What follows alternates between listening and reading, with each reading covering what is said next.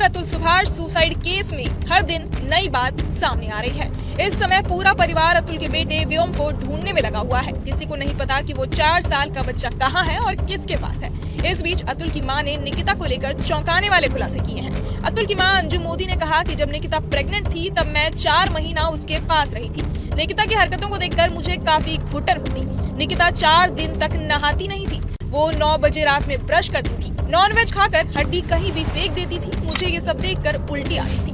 वो काफी छोटे छोटे कपड़े पहनती थी। मैं वहाँ जाकर डायबिटीज की मरीज बन गई।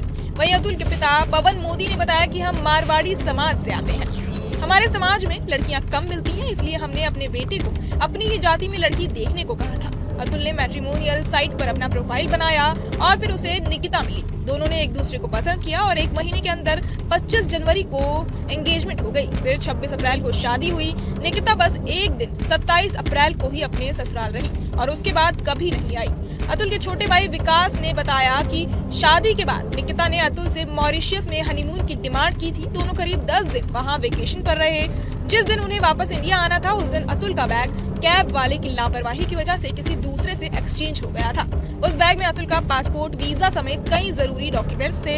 इस बात पर निकिता बिल्कुल परेशान नहीं थी, बल्कि वो अतुल पर हंस रही थी। अतुल को इस बात का डर था कि बिना पासपोर्ट के वो अपने देश कैसे जाएंगे, कहीं उन्हें अरेस्ट न कर लिया जाए या आतंकवादी घोषित न कर दिया जाए। विकास ने बताया कि अतुल की सास ने शादी से पहले अतुल की सैलरी स्लिप मंगवा कर देखी थी। यहीं से उन्होंने ये देख लिया कि कैसे मेरे भाई को फाइनेंशियली लूटा जा सकता है और एक एटीएम मशीन की तरह इस्तेमाल किया जा सकता है।